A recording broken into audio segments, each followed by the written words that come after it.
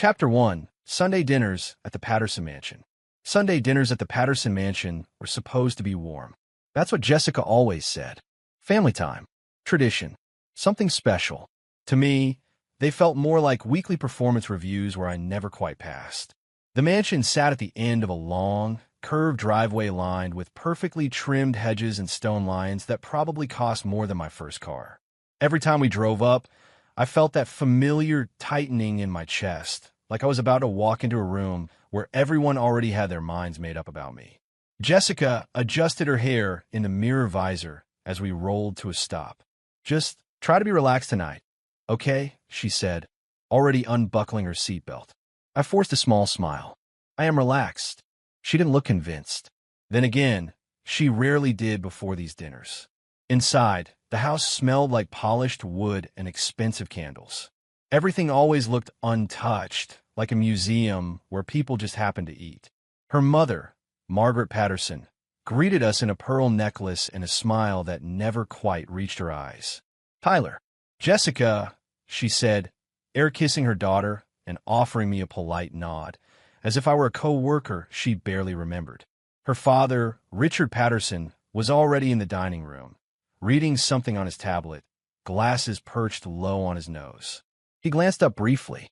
"You're on time," he said, which in his language was as close to praise as I ever got.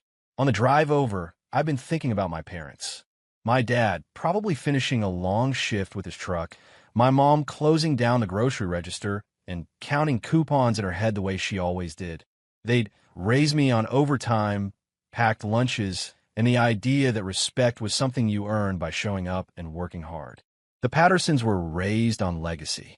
Country clubs, private schools, summer homes, last names that opened doors before you even knocked. And here I was, married into all of it, still feeling like a guest who overstayed his welcome. We took our usual seats at the long dining table. Jessica sat beside me, but it didn't feel like we were together. She was already leaning toward her mother, asking about some charity luncheon, nodding along, completely at ease in this world. I folded my hands in my lap and waited. "Brandon's bringing someone tonight," Margaret said, arranging her napkin. "A new girlfriend." Richard looked up. "Another one?" Jessica laughed softly. "Dad." I didn't say anything. Brandon, my brother-in-law, had a habit of changing girlfriends the way most people change phone cases. Always prettier, always flashier, always somehow more impressed with the Patterson name than with him. A few minutes later, the front door opened, followed by loud voices and confident laughter. "Mom, Dad, we're here." Brandon walked in first, tall and dressed like he'd just stepped out of a lifestyle catalog. Behind him was a woman I'd never seen before, blonde, perfectly styled, designer purse over her shoulder, scanning the room like she was already deciding whether it met her standards. "This is Sarah," Brandon announced. "Sarah Kingsley. Pleasure to meet you," Margaret said warmly, standing to hug her. Richard gave an approving nod. "Welcome." When they finally looked at me, Brandon grinned. "And this is my sister's husband, Tyler." Sarah's eyes flicked over me in a quick, measuring glance before she smiled. "Nice to meet you," she said, her tone pleasant but distant, like we were being introduced at a business mixer she didn't really want to attend. "Nice to meet you too," I replied. We all sat down, and conversation picked up quickly. Vacation plans, investment gossip, some story about a neighbor's renovation disaster. I followed along where I could, but mostly I listened, nodding when appropriate. Jessica leaned closer to her mother, laughing at something I didn't quite hear. She didn't look at me once. I was used to that. At these dinners, Jessica became Jessica Patterson again, not Jessica Morrison. Daughter first, wife second, or maybe not second at all. Margaret finally turned to me. "Tyler, how is work these days?" "Busy," I said, "but good." That was always my answer. Simple, safe, no details. Because if I said what I actually did, what my company had grown into, how many contracts we'd landed, how many people depended on my leadership, it felt like I'd be bragging. And in this house, I already felt like I had something to prove without adding fuel to the fire. Sarah leaned forward slightly. "What kind of work do you do?" Before I could answer, Brandon cut in. "He's in logistics or something. Trucks, warehouses, that kind of thing." Sarah blinked. "Oh," then smiled again. So, you tell truck drivers where to go. The table chuckled lightly.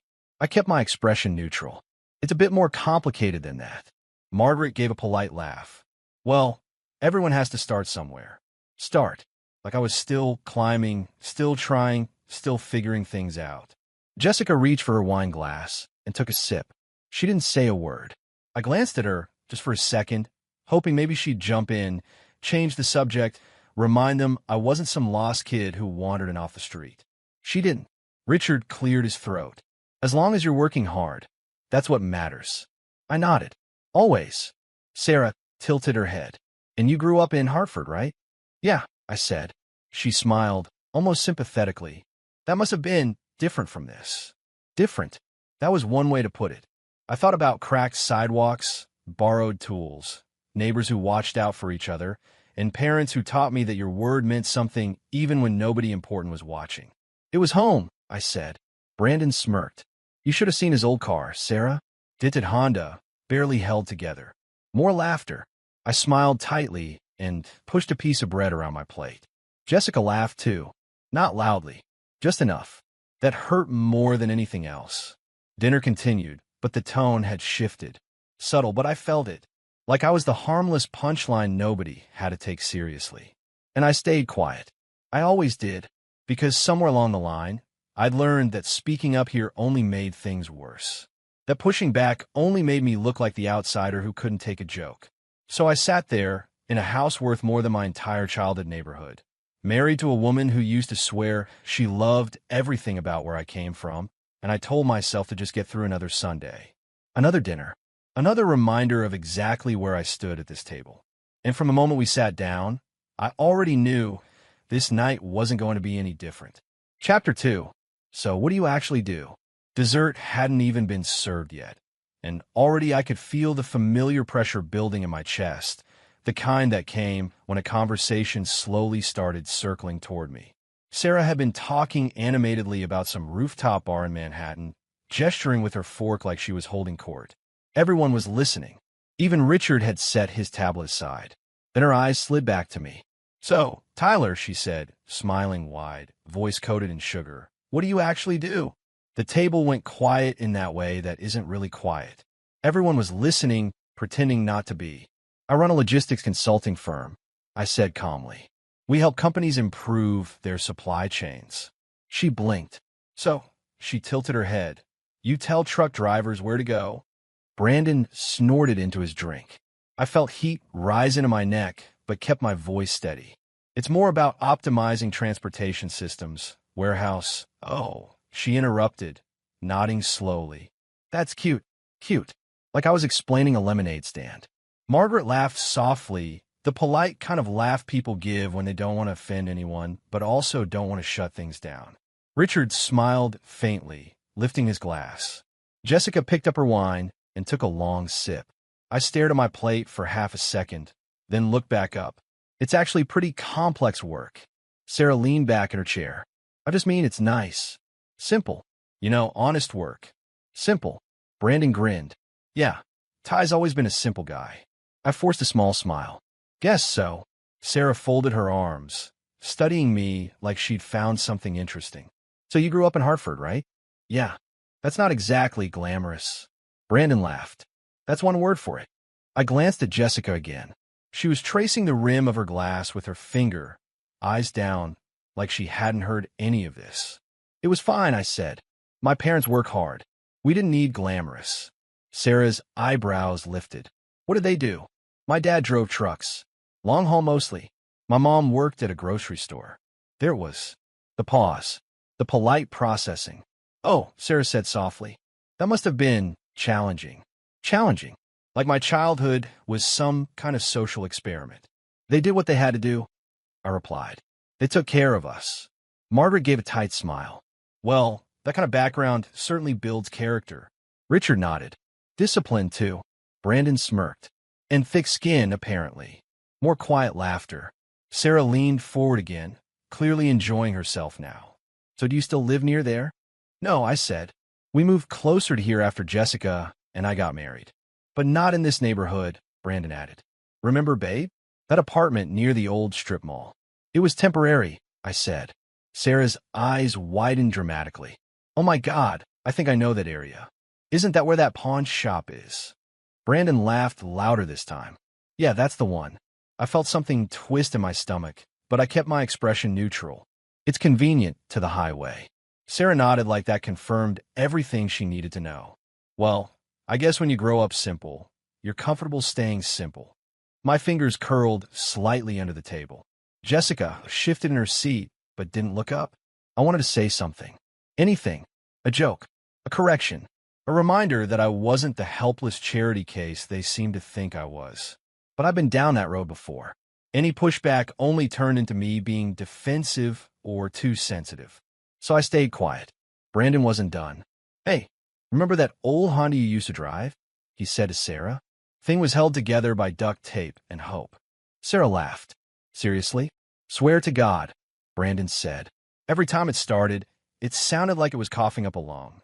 I forced a chuckle. It got me where I needed to go. Margaret waved her hand lightly. Well, we all start somewhere. There was again. Start. As if I was still at the beginning of my life, while everyone else at this table was already comfortably settled at the finish line. Sarah tilted her head, studying me again. So, do you plan on doing this forever? Or is this more of a stepping stone? I looked at her. I like what I do. That's sweet, she said, smiling. Some people are just built for simpler goals. Brandon raised his glass. Cheers to that. They clinked glasses. Jessica lifted hers too, hesitated, then joined in. That hurt more than I expected. I swallowed and focused on my breathing. In through the nose, out through the mouth. Just get through dinner. Sarah wasn't finished. So you don't travel much for work, I'm guessing? Actually, I do, I said. Quite a bit. Oh, she said, surprised. Like to where? Other warehouses. Brandon laughed again. I felt my jaw tighten, but I kept my tone even. Clients have offices all over. Wow, Sarah said. Fancy. Her sarcasm wasn't even subtle anymore. Richard cleared his throat. Now, Sarah, everyone's career has value. She smiled innocently. Oh, I totally agree. I just think it's interesting how different people end up in such different places. Her eyes flicked down to my shirt, then back up to my face. Different places. Margaret shifted uncomfortably, but didn't intervene. Well, Tyler works hard. That's what matters. Hard. Not successful. Not accomplished. Just hardworking. I nodded. I do. Jessica finally looked at me then, but only for a moment. Her expression was unreadable. Then she looked away again. Sarah leaned back, clearly satisfied. Hey, at least you're not stuck in some boring corporate job, right? I almost laughed at that. Instead, I just said, everyone's path is different. Brandon smirked. Some paths just have nicer views. The table chuckled again. I felt completely alone, sitting between people who were supposed to be my family and realizing none of them were on my side. Not even my wife. Jessica lifted her glass again, took another sip, and stared into it like it held the answers to everything she didn't want to say. I kept my face calm, polite, controlled, but inside, something was cracking. Not because of Sarah, not because of Brandon, but because the one person who was supposed to have my back was sitting right next to me, letting it all happen. And at that table, in that massive dining room, surrounded by laughter that wasn't really friendly, I felt smaller than I had in years. Not because of where I came from, but because of where I stood now, completely on my own. Chapter 3, Stop Being So Sensitive. I tried to let it go. I really did. I told myself it was just another awkward dinner, another round of comments I could pretend didn't bother me. I'd done it before. Smiled. Stayed quiet. Waited for it to pass. But something about the way Sarah smirked, the way Brandon kept adding little jabs, the way Jessica sat beside me pretending none of it was happening, it all started stacking up in my chest until it felt heavy, hard to breathe around. Sarah was still talking, laughing about something Brandon had whispered to her when she glanced at me again and said, Honestly, Tyler, you're such a good sport about all this. I'd be so embarrassed if people kept bringing on my background. That was it. I set my fork down slowly, making sure my hands didn't shake. Hey, I said, keeping my voice calm. Can we not do this? The table quieted. Sarah blinked. Do what? The comments, I said, about my family, where I grew up, my job. It's getting a little disrespectful. Brandon leaned back in his chair, eyebrows raised. Dude, relax. We're just joking. Yeah, Sarah added quickly. It's just teasing. Don't be so sensitive. Margaret sighed, like I just made things uncomfortable for no reason. Tyler, dear, no one means any harm. I looked around the table. It doesn't really feel that way. Richard set his glass down with a soft clink. You have to learn not to take everything personally. I'm not trying to, I said. I just think there's a difference between joking and, come on, man, Brandon cut in. You can't seriously be upset about this. Jessica finally looked at me then, her eyes wide, like she was more worried about the tension than about why I felt the way I did. Tyler, please, let's not make a big deal out of this. I stared at her. I'm not making a big deal. I'm asking for a little respect. Sarah let out a small laugh. Wow. Okay. That escalated fast. Margaret shook her head gently. See, this is what I mean, Richard. He always gets so defensive. Defensive, because I didn't want to be laughed at. Richard folded his hands on the table, his tone firm now. Tyler, you're a guest in this house. The least you can do is not turn a light-hearted conversation into a problem. I felt my pulse in my ears. I'm not trying to cause a problem. Then stop, he said, cutting me off. Stop making my family look bad. The words hit harder than anything else that night. Not stop making things awkward. Now let's all calm down. No, stop making my family look bad. Like I was the embarrassment. Like I was the problem they had to manage. The room went completely still. Sarah looked uncomfortable now, but not apologetic. Brandon stared at me like I'd just failed some test. Jessica's face flushed. Dad, I don't think. Richard held up his hand. No, this needs to be said. We're having a pleasant dinner. And suddenly Tyler decides to accuse everyone of attacking him. It's unnecessary. I looked at Jessica again, waiting, hoping. She pressed her lips together and said nothing. That was when it hit me. It wasn't just Sarah. It wasn't just Brandon. This whole table had already decided that if something went wrong, if someone felt uncomfortable, if there was tension in the room, it would be because of me. Because I didn't fit. Because I came from the wrong place, the wrong kind of family, the wrong kind of life. I took a slow breath. I wasn't accusing anyone. I just wanted the comments to stop. Sarah crossed her arms. See, that's exactly what I mean. You're making it sound like we were attacking you. Brandon shook his head. Bro, you need to chill. Margaret leaned forward slightly, her voice softer but no kinder. Tyler, you have to understand, when you react like this, it makes everyone uncomfortable. We're just trying to have a nice evening. A nice evening. At my expense. I felt something inside me sink, like a door quietly closing. I'd spent years trying to prove I belonged here. Trying to be polite, agreeable, grateful. Trying not to remind them too much of where I came from. And it still wasn't enough. Because it was never going to be enough. I'm sorry, I said. The words came out automatically like muscle memory. I didn't mean to ruin dinner. Jessica exhaled, relieved. Thank you. Richard nodded once. Good. Let's move on. Conversation slowly restarted, but something had shifted. Not for them. For me. I sat back in my chair, listening to voices blur together, watching them laugh and talk like nothing had happened. Like I hadn't just been told, very clearly, exactly where I stood in this family. And for the first time in a long time, I stopped caring whether I fit in. I stopped wondering what I could do differently. Stopped trying to earn approval that was never really on the table. Because now I understood something I hadn't wanted to admit before. To them, I wasn't son-in-law. I wasn't family. I was the guy who married in. The outsider. The easy target. The one who should just be grateful he was allowed to sit at the table at all. And if that was how it was going to be, then I was done trying to belong. Chapter 4, Let Her Talk. After I apologized, the tables seemed to collectively exhale, like everyone was relieved the uncomfortable moment had passed. Conversation drifted away from me, and I let it. If staying quiet was what kept the peace, then fine. I could do quiet. Margaret asked Sarah about her work, her tone suddenly warm and interested. So, dear, Brandon tells us you're in marketing? Sarah's posture straightened instantly. Yes, I work at a pretty large firm in the city. We handle branding and campaigns for some major clients. Richard leaned forward. Which firms? Well, I can't name all of them because of confidentiality, she said smoothly. But you definitely recognized the brands. Brandon grinned proudly. She's being modest. She's basically running projects already. Sarah laughed lightly. I wouldn't say running, but I do manage a lot of client communication. I'm sort of the main point of contact for several accounts. Margaret's eyes widened. At your age? That's impressive. Jessica finally looked engaged now, smiling at Sarah. That's amazing. I didn't realize you were that senior already. Sarah waved her hand. Well, I've worked really hard, and they've hinted that I'll probably be promoted to account manager soon. Richard nodded approvingly.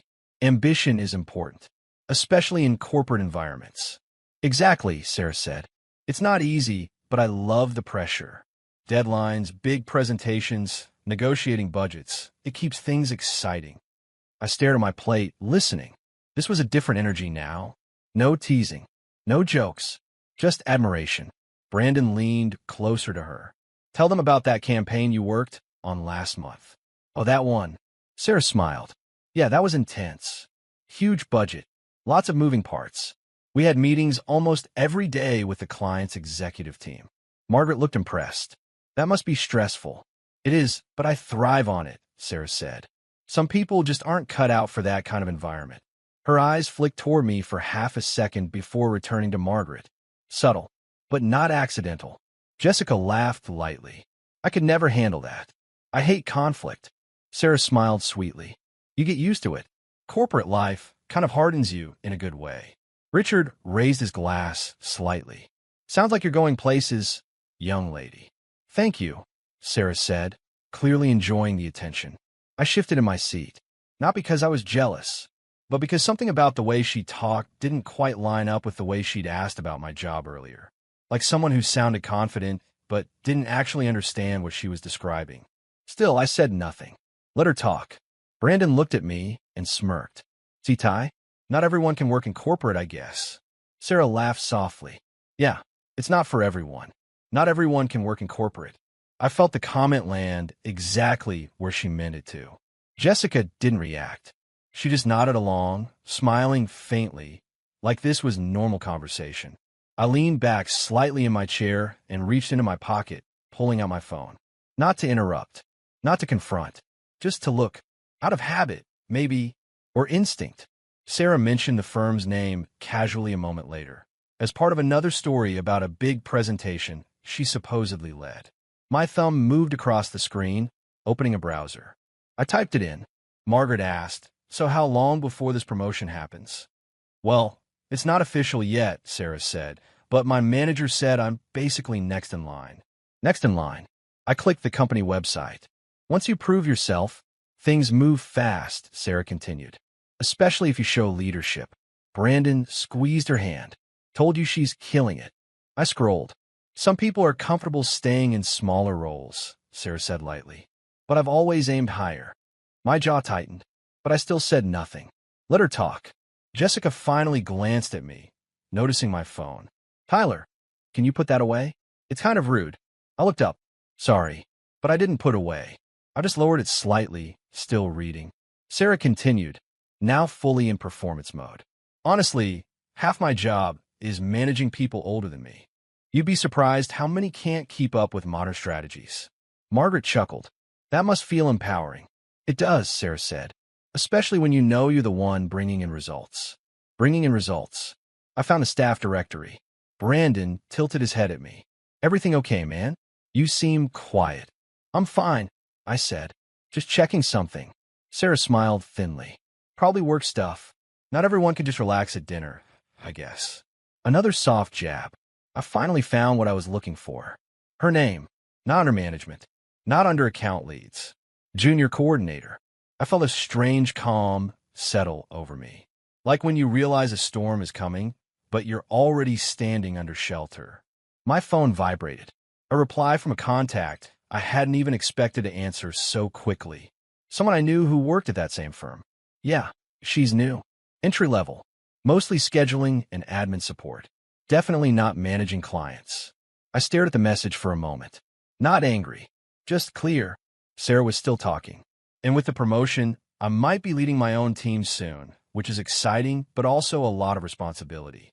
Richard smiled. Leadership suits you. I locked my phone and placed it face down on the table beside my plate. Still said nothing. Let her talk. Because for the first time that night, I wasn't shrinking. I wasn't embarrassed. I wasn't wondering if I deserved the way they treated me. I was just waiting. Waiting while they admired someone who wasn't being honest. Waiting while my wife sat beside me, smiling at someone who had spent the last half hour tearing me down. Waiting while Sarah built herself higher and higher, right in front of everyone. And as she kept talking, confident and glowing under their attention, I realized something simple and steady inside my chest. She had no idea what was coming. So I stayed quiet, and I let her talk. Chapter 5, the phone in my hand. I picked up my phone again, this time not even pretending I was checking emails. Sarah's voice kept floating across the table, confident and smooth, layered with little details meant to sound important. Meetings, budgets, clients who supposedly trusted her with entire campaigns. And everyone was eating it up. Margaret asked questions. Richard nodded along. Brandon looked proud, like he'd personally discovered a rare diamond. Jessica smiled politely, chiming in now and then, fully engaged in Sarah's success story. No one was looking at me anymore, which made it easier. I opened LinkedIn and typed Sarah Kingsley into the search bar. Her profile popped up instantly. Professional headshot, bright smile, same confident energy she was projecting in person. I clicked. Her title was right there. Junior Marketing Coordinator. Not manager. Not account-led. Not anything close to what she'd just described. My thumb hovered over the screen as I read the job description. Scheduling meetings. Preparing presentations. Assisting account managers. Assisting. I exhaled slowly through my nose. So, I basically run point on a few projects, Sarah was saying, which means the pressure's on me if anything goes wrong. Brandon laughed. That's my girl. Always taking charge. I didn't look up. I scrolled further. 6 months at the company. 6. And she was talking about promotions and executive meetings like she'd been there for years. My phone vibrated softly as a new message came in from my operations manager, asking if I'd reviewed a contract draft earlier. I ignored it and opened my contacts instead. There was a name I hadn't spoken to in a while, but I knew he'd answer. Ethan. We'd worked together years ago, before he moved into marketing analytics. Last I heard, he was at, same firm Sarah had just named. I typed quickly. Me. Hey man, random question. Do you know someone named Sarah Kingsley at your company? I hit send and locked the phone, setting it face down again. Sarah was still talking. Honestly, I don't even feel entry-level anymore. My responsibilities are way beyond that. Margaret laughed. Well, sometimes titles lag behind talent. Richard nodded. True. Corporations are slow to recognize real contributors. I clenched my jaw slightly. Jessica finally looked at me. You okay? Yeah, I said. Just tired. She nodded and turned back to the conversation. I stared at the wood grain on the table, letting the voices blur into background noise. And suddenly, it wasn't just about Sarah. It was about every dinner like this. Every sideways comment. Every joke about my past. Every time someone acted like I'd married up instead of simply married. Every time Jessica stayed quiet. Every time I'd told myself it wasn't worth starting a fight. I thought about the first time Richard had asked what I did for a living years ago and how his expression barely changed when I told him I ran my own firm. Oh, that's nice, he'd said, like I'd told him I collected stamps. I thought about Margaret once asking if I was worried about job stability, even though I'd been profitable for 3 straight years at that point. I thought about Brandon's constant reminders of my old car, my old neighborhood, my old life. Like nothing I did now could ever fully replace where I came from. And through all of it, Jessica had always told me, that's just how they are. They don't mean anything by it, but they always meant something by it. Sarah laughed again, louder this time. I swear, sometimes I feel like I'm doing 3 people's jobs. Brandon shook his head. And you still make time for me. Impressive.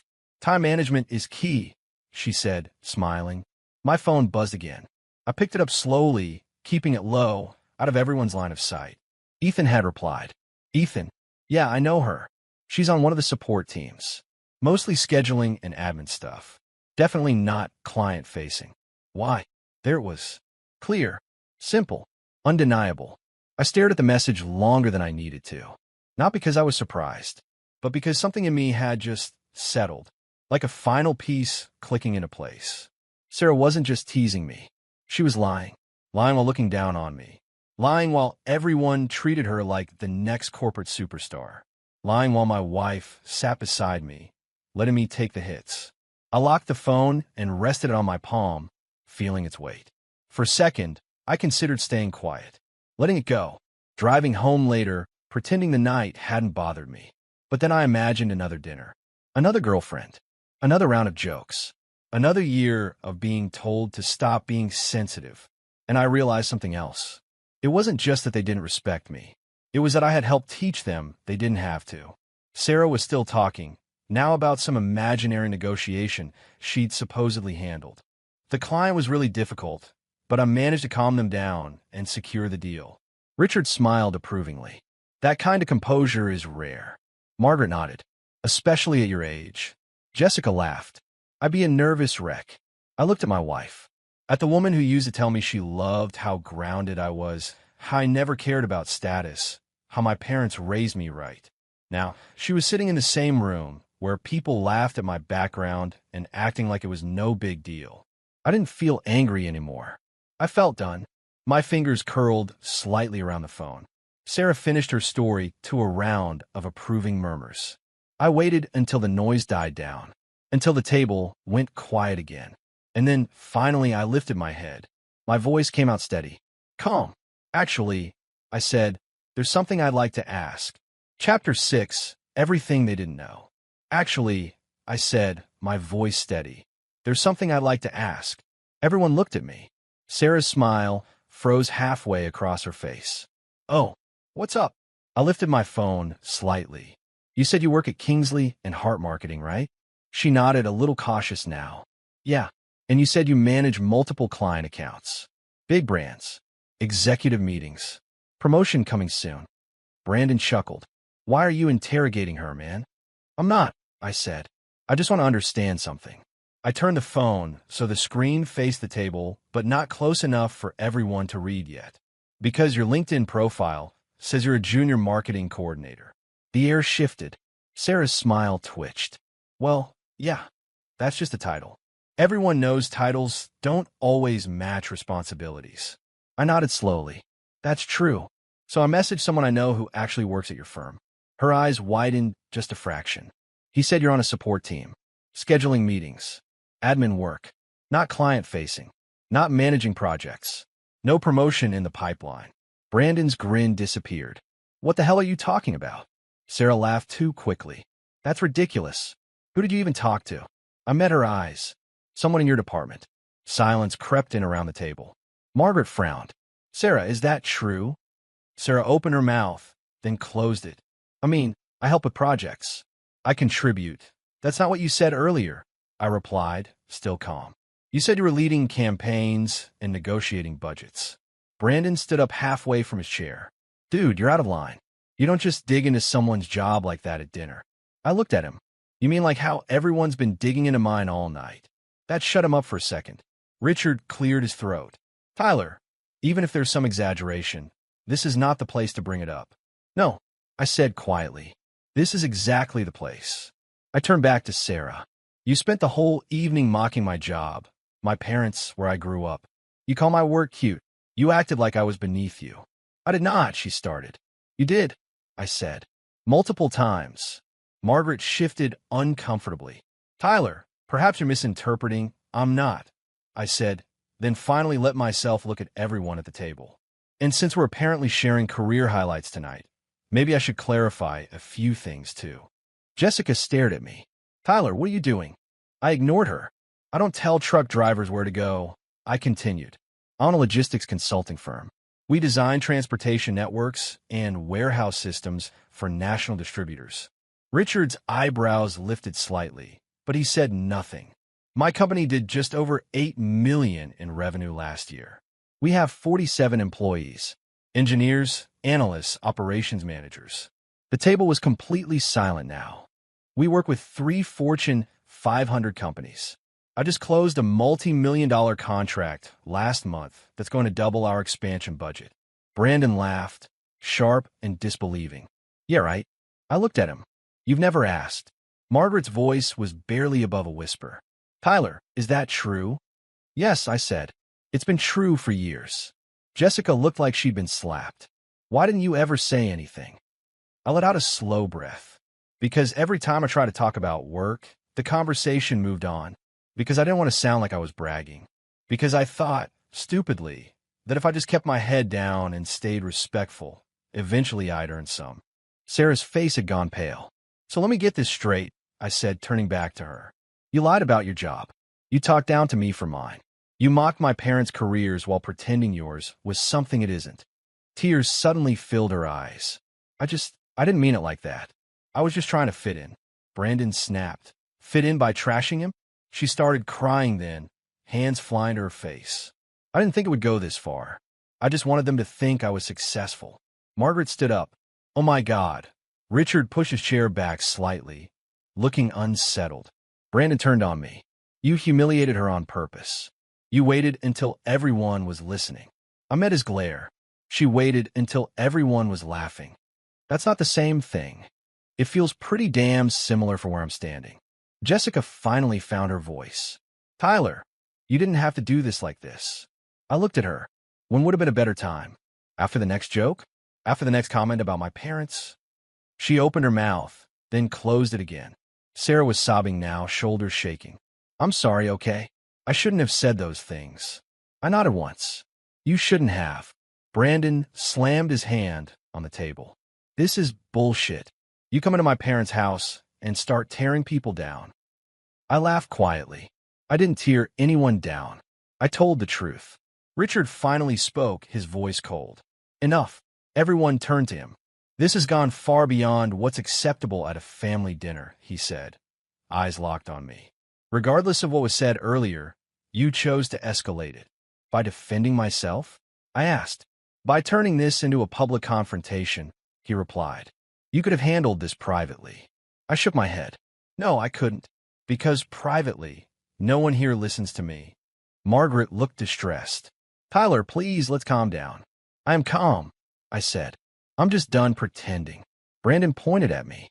You think you're better than everyone now because you make some money? No, I said. I think I deserve basic respect, regardless of how much I make. Richard's jaw tightened. You have embarrassed my family in our own home. I felt that familiar sting again, but this time it didn't sink in the same way. I didn't embarrass your family, I said. Your family has been embarrassing me for years.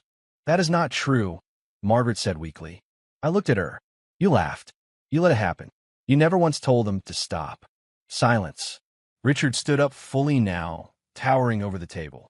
That's enough, Tyler. His voice was firm. Final. You need to leave. The words landed heavy in the room. Right now, he continued. This dinner is over for you. Jessica stared at her father. Dad, I said leave. He repeated, not taking his eyes off me. The room was frozen. Sarah was still crying. Brandon was glaring at me like he wanted to swing. Margaret looked like she didn't know where to look. And my father-in-law, the man who had never once defended me, had just made his position perfectly clear. I slowly pushed my chair back from the table. Chapter 7. My wife's silence was the loudest part. I stood there for a moment after Richard told me to leave, my chair half pushed back, my hands resting on the table like I was steadying myself. Not because I was shocked, because I finally understood. You know what's funny? I said quietly. Richard frowned. Tyler, I said this is over. No, I replied. It's not. Not yet. Brandon scoffed. You've got some nerve. I raised my hand slightly. I'm not talking to you. My eyes stayed on Richard. Do you have any idea how many times this has happened? How many dinners, holidays, birthdays, where I've been the joke? Richard crossed his arms. No one was attacking you. Then why does it only ever happen to me? I asked. Why is it always my job, my family, my background that gets laughed at? Margaret shifted uncomfortably. Tyler, we never meant, you never stopped it either, I said, gently but firmly. Not once. Richard's jaw tightened. You are being overly sensitive. I let out a slow breath. That's what you've said for 8 years. Silence filled the room. For 8 years, I continued, every time someone took a shot at me, you told me to toughen up, to not make things awkward, to not make your family look bad. His eyes flickered just for a second. I married your daughter, I said. I became part of this family. And somehow, that still wasn't enough to earn basic respect. Richard took a step toward me. You will not speak to me like this in my house. I've been quiet in your house for years, I replied. This is the first time I've ever said anything. Margaret's eyes were glossy now. We didn't know you felt this way. I looked at her, because you never asked. Then I turned, slowly, to Jessica. She was standing now, too, hands clasped in front of her, face pale. And you, I said. Her eyes met mine, and for a moment, she looked scared. Do you remember the dinner when your uncle joked that I should be grateful you rescued me from poverty? I asked. She swallowed. That was a long time ago. You laughed, I said, and you told me later not to take it personally. Her lips trembled. He didn't mean it like that. Do you remember when your mom asked if I was worried you'd get tired of supporting me? I continued, even though I was already making more than enough to support both of us. Jessica shook her head slightly. She didn't know. You told her, I said. You just didn't correct her. Her eyes dropped to the floor. And tonight, I went on, my voice steady but heavy now, when Sarah mocked my parents' jobs, when Brandon laughed about my old car, when your dad told me I was embarrassing the family, I paused. You sat there. Tears filled her eyes. I didn't want to make things worse. I nodded slowly. That's exactly my point. Brandon muttered. This is ridiculous. I ignored him. Every single time you had a choice, I said to Jessica, comfort or loyalty. And every single time, you chose comfort. She shook her head harder now. That's not fair. I was just trying to keep the peace. At my expense, I said. Richard stepped forward again. This is between you and your wife, Tyler. But you will not continue this argument here. I turned back to him. You're right. This is between me and my wife. Then I looked at Jessica again. Right now, I said quietly, I need to know where you stand. Her breathing was shaky. What do you mean? I said, are you my wife, or are you just your parents' daughter? Margaret gasped softly. Tyler, not now, I said, without even looking at her. I took a step closer to Jessica. I have swallowed years of disrespect because I didn't want to put you in a difficult position, I said. But I can't do it anymore. She wiped at her eyes. What are you asking me to do? I'm asking you to choose, I said. Not forever. Not between loving them or loving me. Richard scoffed. That's not reasonable. I'm asking you to choose right now. I continued, my voice firm. When your husband is being disrespected in front of you, do you stand with him? Or do you stay quiet to keep your family comfortable? The room was completely silent. Jessica looked around the table, at her parents, at Brandon, at Sarah still crying softly in her chair. Then she looked back at me. Her voice was barely above a whisper. Tyler, they're my family. I felt something in my chest finally give way. Not breaking. Letting go. I know, I said. She took a step toward me. But that doesn't mean I don't love you. I'm not questioning whether you love me, I said softly. I'm questioning whether you're willing to stand up for me. She hesitated, just for a second, but it was enough. Richard exhaled sharply, like the situation had finally resolved itself. Good. Then we can all calm down and no, I said. Everyone froze. I looked at Jessica one last time. You just gave me my answer. Her eyes widened. Tyler, wait. I stepped back from the table. I didn't raise my voice, I said. I didn't curse. I didn't threaten anyone. I asked for respect and got told to leave. I picked up my jacket from the back of my chair. So I'm leaving, I said. Margaret rushed forward. Please don't do this like this. Richard said nothing, his face unreadable. Brandon muttered, unbelievable. Jessica reached for my arm. Please, we can talk about this at home. I gently pulled my arm away. We've been talking about this for years. You just haven't been listening. Her voice broke. You're really going to walk out? I looked at her, really looked at her, and felt a strange, quiet sadness. I already have, I said. Then I turned and walked toward the door, not running, not slamming anything, not saying another word, just leaving. Because sometimes the loudest decision doesn't need shouting. It just needs you to finally stop staying where you don't belong. Chapter 8, Divorce and Fallout. The next few weeks felt surreal, almost like I was watching my life unfold through someone else's eyes. News came quickly about Sarah. Her company, having discovered the discrepancies in her resume, terminated her employment immediately. No warnings, no second chances, just a short email. Your employment is terminated, effective immediately. Brandon's reaction was just as swift. He called me one afternoon, clearly trying to act casual, but I could hear the tension in his voice.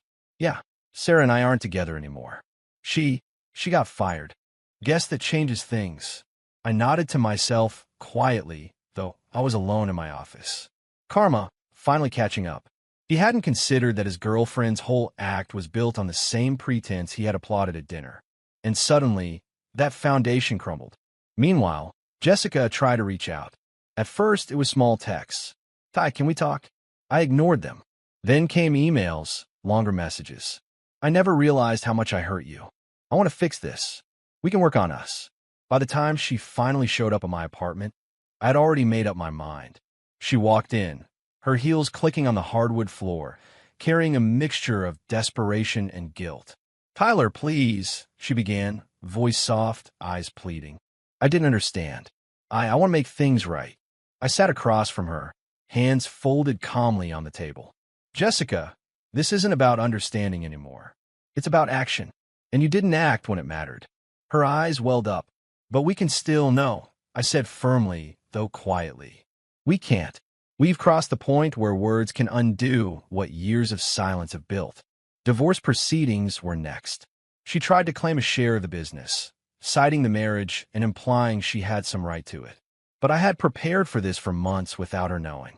My attorney walked her through the company records, revenue statements, contracts with Fortune 500 clients, payroll, everything.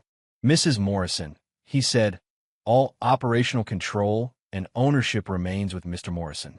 You are entitled to the apartment and reasonable support, but nothing more." She looked shocked, then furious. "You're keeping your business? After everything?" "Yes," I replied calmly. "It's mine. I built it. From the ground up. I will give you the apartment, Jessica." "But that's it." She tried to argue, to appeal, but the court was clear. The evidence was on my side. The divorce finalized without dispute, though the emotional scars were deep. Then came Richard. True to form, he tried to intimidate me legally. Letters, threats of claims, insinuations that I had manipulated his daughter, that I had somehow misrepresented my finances. But every claim fell flat. The documentation, the contracts, the emails, I had everything. His lawyer called one day. "Mr. Morrison," he said cautiously, "we can't move forward with this." I felt a strange satisfaction, though it wasn't the kind of gloating that some might expect. It was quiet, steady, like the slow, controlled exhale of someone who had just finished climbing a mountain. I moved into my apartment fully after the divorce. At first, the silence was deafening. No Jessica, no family dinner chatter, no holiday banter. Just me, the hum of the refrigerator, and the faint sounds of traffic outside. I unpacked boxes methodically, hung a few photos on the wall, some from earlier trips Jessica and I had taken, some just memories from life before her. I felt a pang of loneliness, but it wasn't regret. Not exactly. It was the weight of freedom. The clarity that came from knowing I was finally untethered from a relationship where silence had always spoken louder than love. Sarah's firing became a cautionary tale at the company she had lied to. And as for Brandon, he disappeared from my life completely. No apology, no calls, no attempts to reconcile with his own mistakes. I wasn't angry. I was relieved. Jessica tried again, once more, to reach me, sending flowers, letters, even a voicemail saying, "I'll wait for you. I want us." I didn't respond, because waiting doesn't undo years of choosing others over me. I started focusing on the business, working late nights, speaking with clients, refining operations, and preparing for expansion. The revenue climbed steadily, employees motivated, new contracts signed. And yet, in quiet moments, when the apartment was empty and the city lights shone through the windows, I felt the absence of someone who had once shared my life. But it wasn't a suffocating absence. It was liberating. It was the kind of empty that allowed room for growth, for dignity, for self-respect. For the first time in years, I didn't have to explain myself to anyone who didn't care to understand. Margaret called a few times, but I let it go to voicemail. Richard's call stopped after the legal threats failed. Brandon tried texting once, a casual, "Hey man, how's life?" I never replied. It was strange to feel so alone, yet so empowered at the same time. The weight of 8 years of quiet tolerance, of dinners where I'd been mocked and ignored, seemed to evaporate slowly. I could breathe in this apartment, in this space that was mine entirely, without the constant reminder that I had to shrink myself to fit into someone else's world. And as I finally sank into the couch one evening, glass of water in hand, I realized something. The divorce had hurt. The betrayal stung. But it also set me free. Free from judgment. Free from silent complicity. Free from the constant need to justify my existence to a family who had never truly seen me. I looked out the window at the city skyline, lights flickering across the buildings. Everything had changed, and yet for the first time in a long time, I felt a deep, unshakable calm. I was alone, but I was finally, undeniably myself. The apartment was mine. The business was mine. My life was mine. And that was more than enough. Chapter 9. They finally asked who I was. The skyline of downtown shimmered through the floor-to-ceiling windows of my new office, reflecting the city lights across polished hardwood floors and minimalist, modern furniture. My firm had grown faster than even I had anticipated. What had started as a small logistics consulting company in Hartford had transformed into a powerhouse. We'd recently opened 3 new offices across the Northeast, each staffed with experts in supply chain management, warehouse optimization, and distribution analytics. My calendar was packed with calls and meetings with Fortune 100 clients who trusted us to design and implement complex logistics networks. Last quarter's revenue alone hit $26 million, and projections indicated growth would continue exponentially. I sat in my office chair, reviewing the latest contracts, when my assistant, Maria, knocked lightly on the door.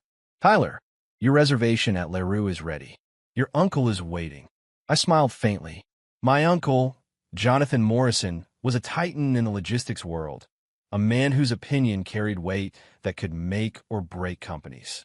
Tonight, we were discussing his potential investment in expanding our operations westward.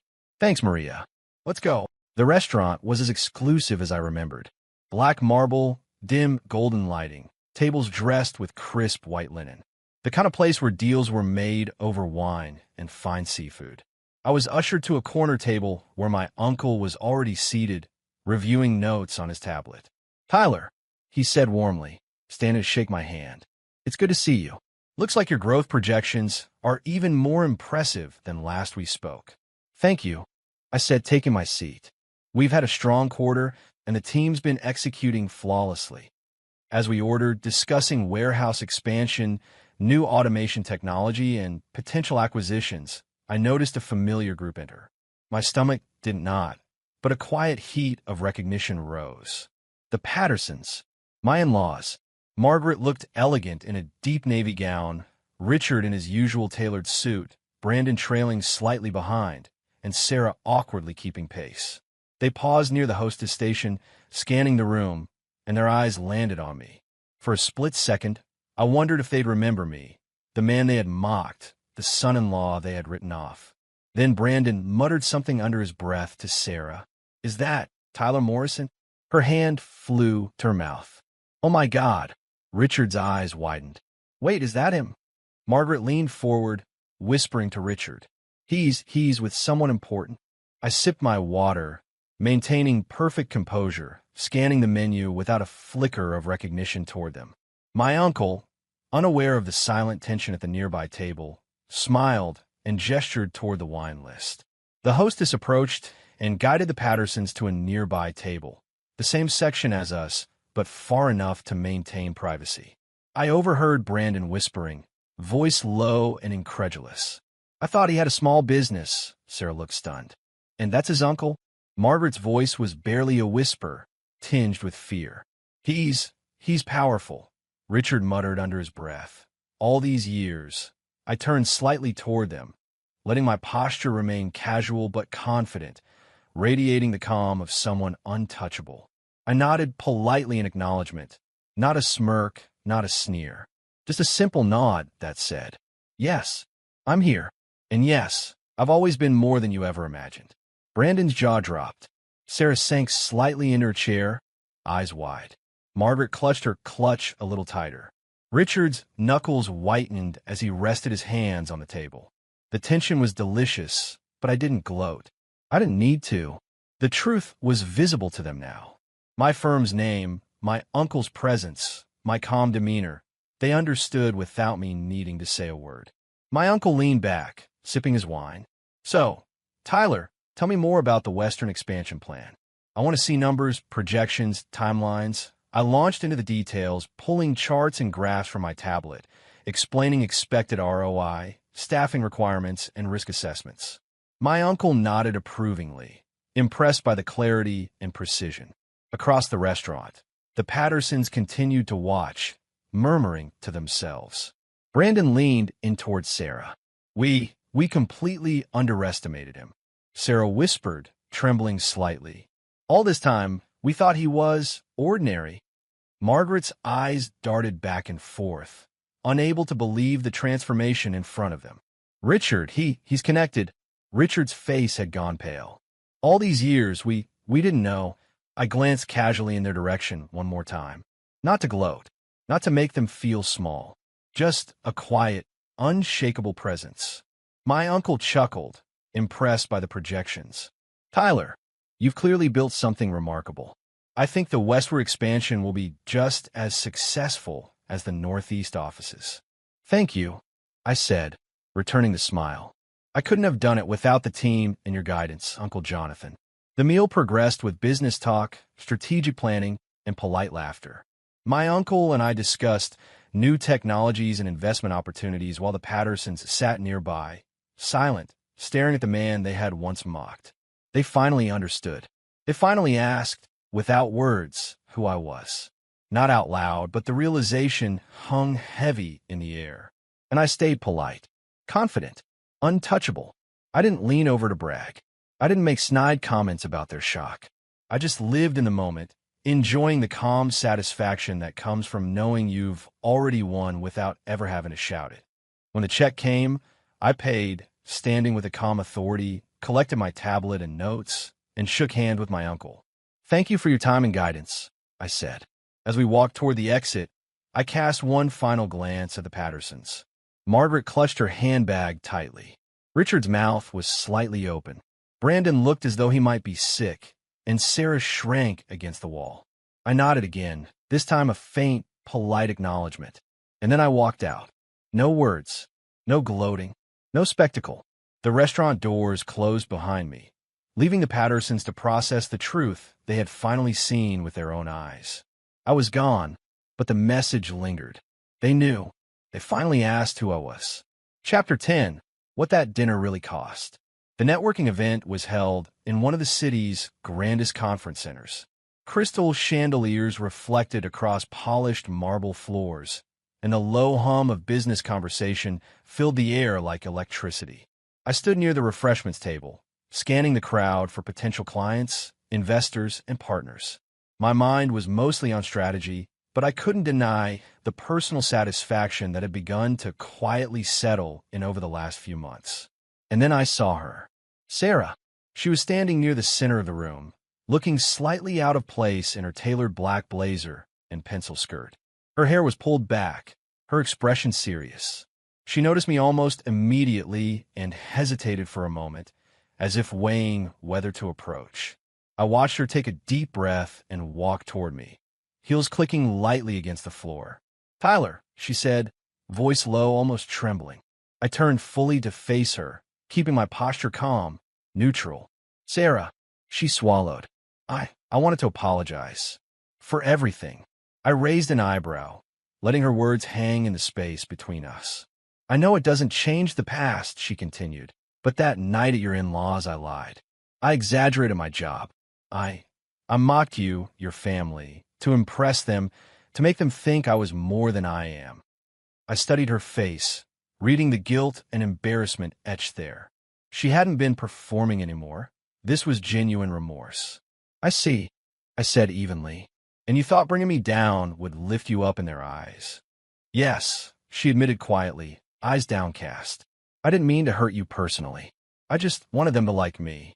I exhaled slowly. Sarah, that mindset, that constant need to impress others by diminishing someone else, that's what creates damage. Not just to them, but to yourself and the people around you. Her lips quivered. I understand. I truly do now. I nodded. I accept your apology. She looked at me, eyes wide, almost as if she didn't expect that. You forgive me? I forgive your actions, I said carefully. But remember this. It's not about being forgiven. It's about learning why you behave that way and choosing differently next time. She nodded, swallowing hard. Thank you, Tyler. I really mean it. I wish I'd realized sooner. We parted politely after that. No hugs, no lingering conversation, just acknowledgement, understanding, and closure. Later that evening, back at my home, my parents arrived for a visit. I had invited them to see the apartment, but more importantly, to see the life I had built since stepping away from the Patterson chaos. Margaret and Richard had been in my thoughts that day, but this was for my parents. They entered the apartment, their eyes widening slightly at the open layout, modern decor, and city view. My mother, ever pragmatic, walked straight to the kitchen, inspecting the counters with a soft smile. This is really nice, Tyler, she said. But more than that, you seem at peace. I smiled. I am. It's taken time, but I am. My father nodded, standing beside me. Son, we've always been proud of you. Not for the money you make, but for the man you are, for the strength you've shown. That's something money can't buy. I felt my chest tighten. Thanks, Dad. We sat in the living room, sipping coffee, talking about everything from childhood memories to my current projects. They were fascinated by the business growth, but it wasn't the numbers that impressed them. It was the fact that I had stood my ground, walked away, and maintained my dignity. Later, I found myself alone on the balcony, overlooking the city. The wind was cool against my face, the skyline glittering below me like a reflection of everything I'd built. I let my mind drift back to that dinner at the Patterson mansion. 8 years of silence. 8 years of smiling through the mockery. 8 years of letting others define my worth. That one night had destroyed my marriage, yes, but it had also saved something far more important. My self-respect. I thought of Jessica, how she had chosen comfort over loyalty. I thought of Sarah, how she had chosen appearances over honesty. I thought of Brandon and his family, how they had taken for granted the quiet man in their midst. And I realized the lesson I had learned, the truth that no amount of money, status, or revenge could teach better than that night. Silence teaches people how to treat you. And walking away, when your dignity demands it, is sometimes the real victory. I leaned on the balcony railing, feeling the cool metal against my hands. The city lights stretched out endlessly, and I allowed myself a rare, deep exhale. Freedom didn't roar. It didn't need applause. It simply existed, steady and true, like the man I had become. That dinner had cost me a marriage, yes. It had caused pain and heartbreak. But in return, it had given me clarity, confidence, and control over my life in a way that no mockery, no false admiration, and no family approval ever could. The lesson was permanent. The cost had been high, but the payoff, my peace, my freedom, my dignity was priceless.